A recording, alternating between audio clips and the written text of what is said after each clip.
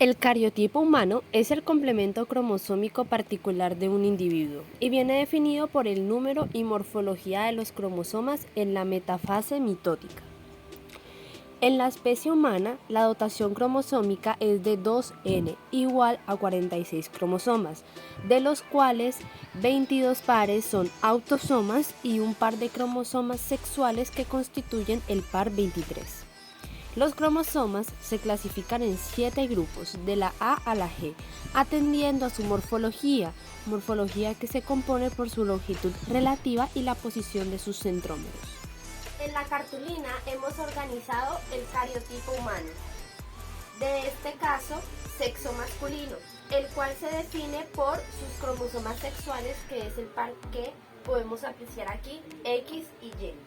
Gracias a este cariotipo podemos diferenciar los grupos de cromosomas. Entonces, iniciaremos por el grupo A, el cual se encuentra conformado por los pares de cromosomas 1, 2 y 3. Se caracterizan por ser cromosomas grandes.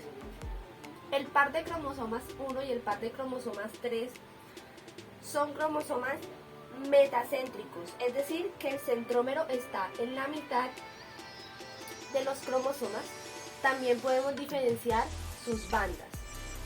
En cambio, el par número 2 es un par submetacéntrico en el que el centrómero está un poquito más arriba, llegando casi a los extremos. El grupo número B está conformado por el par de cromosomas 4 y 5. Son cromosomas grandes y ambos submetacéntricos, ahí lo podemos notar. Más o menos en estas partes podemos encontrar los centrómeros de los pares de cromosomas de este grupo. El grupo número C está conformado por cromosomas 6, 7, 8, 9, 10, 11 y 12. Son cromosomas medianos, un poquito más pequeños que, o a diferencia de los anteriores grupos, y todos son submetacéntricos.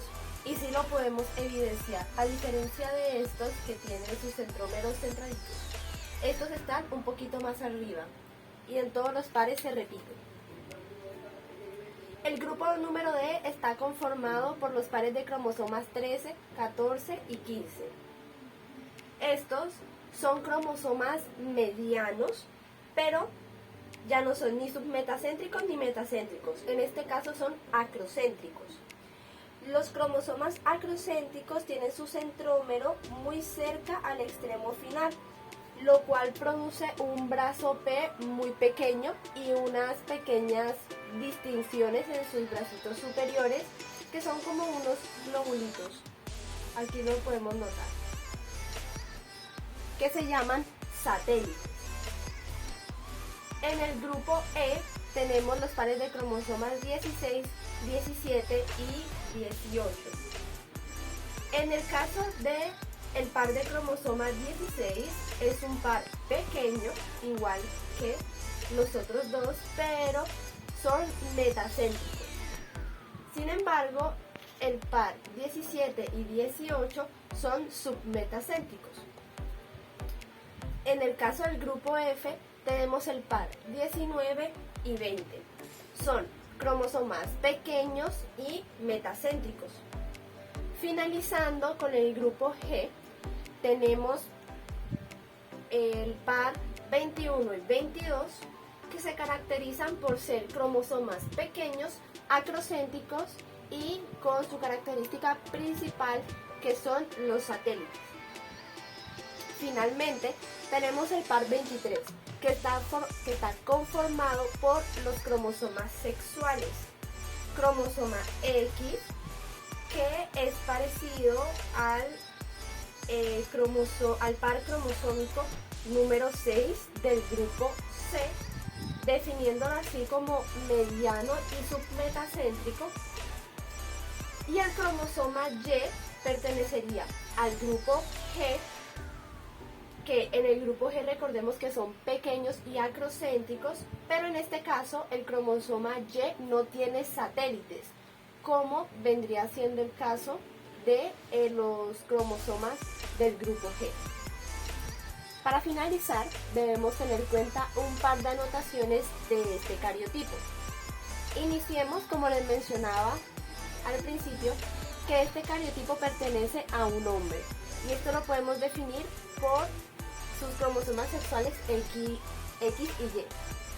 Sin embargo, cuando se realiza la cuenta de cromosomas de este cariotipo, nos damos cuenta que hay uno de más, es decir, que en total no son 46, que sería el número de cromosomas normales en un humano, sino 47. Y realizando una investigación de los síndromes planteados en la guía, que sería síndrome de Down, síndrome de Papao, síndrome de Edwards, síndrome de Klinefelter y síndrome de Turner, he definido que esta persona presenta una anomalía de carácter síndrome de Down, dado a una trisomía en el par de cromosomas 21. ¿Y qué es una trisomía? Como su nombre lo dice, son 3 cromosomas. Lo normal sería que por cada par hayan 2 cromosomas, pero en este caso hay. Ok, comenzaremos a responder las preguntas. Número 1. ¿Qué características permiten diferenciar en general unos cromosomas de otros? Esto es bastante sencillo. Se pueden diferenciar según su morfología, lo cual incluye su tamaño, su longitud de brazos y la posición de su centrómero. Gracias a esto es posible clasificarlos en 7 grupos, de la A a la G. Los autosomas se enumeran del 1 al 22, ordenados por tamaños decrecientes y por la posición del centrómero. Se pueden encontrar cromosomas metacéntricos, subcéntricos, acrocéntricos y telocéntricos. Los metacéntricos tienen su centrómero en la mitad del cromosoma. Los submetacéntricos tienen su centrómero en uno de los extremos. Los acrocéntricos tienen su centrómero muy cerca al extremo final. Y los telocéntricos tienen su centrómero exactamente en el extremo. Por otro lado, los cromosomas sexuales constituyen un par independiente por su tamaño. El cromosoma X se incluiría en el grupo C y el cromosoma Y encaja perfectamente con el grupo G. Sin embargo, debemos aclarar que, aunque los cromosomas autosómicos están organizados de forma decreciente, esta regla no se cumple en el cromosoma 21, que ahora se sabe es más pequeño que el 22. Pregunta número 2. ¿Qué células del organismo llevan el cariotipo diploide completo?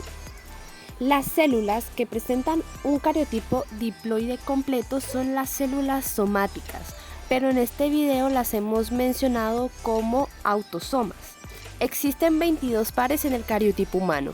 El ser humano tiene 46 cromosomas, como ya lo hemos venido mencionando. 23 pares porque somos diploides o 2N en el núcleo de cada célula, organizados en 22 pares autosómicos y un par sexual, que en hombres es XY y en una mujer es XX. Pregunta número 3. ¿Qué mecanismos producen anomalías del cariotipo humano? Bueno, inicialmente debemos saber que las anomalías de los cromosomas pueden ser numéricas o estructurales y pueden afectar a uno o más cromosomas. Iniciando con las anomalías numéricas, ellas se dividen en varias. Las anomalías numéricas relacionadas con la pérdida o ganancia de uno o más cromosomas se denominan aneploidías. La suma de uno o más complementos haploides completos se le denomina poliploidía. La pérdida de un solo cromosoma, monosomía, y la ganancia de uno o dos cromosomas homólogos se denomina trisomía y tetrasomía respectivamente, generando enfermedades como por ejemplo la trisomía 21, comúnmente conocido como síndrome de Down. También tenemos las anomalías estructurales. Estas anomalías suceden cuando una parte de un cromosoma en particular falta, está de más o se ha pasado a otro. Tal vez puede estar invertida también. En última instancia, esto deriva en el exceso o la escasez de material genético, lo que causa anomalías congénitas. Existen varios tipos de anomalías. Número 1, la delesión, que es la pérdida de un segmento cromosómico cuyo resultado es una monosomía para ese segmento de cromosoma. La duplicación que se duplica una parte del cromosoma. La inversión se debe a la rotura de un mismo cromosoma en el que el segmento se reordena al revés, es decir, su posición se vuelve invertida. Y la inserción ocurre cuando un segmento de un cromosoma se inserta en otro cromosoma. También tenemos translocación, que es el paso de material genético de un cromosoma a otro, y esto también puede llevar a diferentes enfermedades, como por ejemplo el síndrome del maullido de gato, que se da gracias a la delesión de la parte superior del cromosoma número 5. Y nuestra última pregunta, la número 4, nos dice: ¿se manifiestan siempre las alteraciones cromosómicas en el fenotipo del individuo que las transmite? Bueno, para responder esta pregunta primero debemos repasar los conceptos de alelo dominante y alelo recesivo. El alelo dominante es aquel que aparece en el fenotipo del individuo y el alelo recesivo es aquel que no se expresa en el fenotipo. Y a esta pregunta podemos responder entonces que no, porque los seres humanos poseemos dos tipos de alelos, dominantes y recesivos. Y estos últimos pueden estar presentes en el genotipo de la persona afectada por una alteración cromosómica, pero puede que no se manifiesten en el fenotipo del individuo por ser de naturaleza recesiva. Aún así, obviamente cualquier enfermedad que afecte y provoque mutación de un gen o varios autosómicos se mostrará en su herencia autosómica.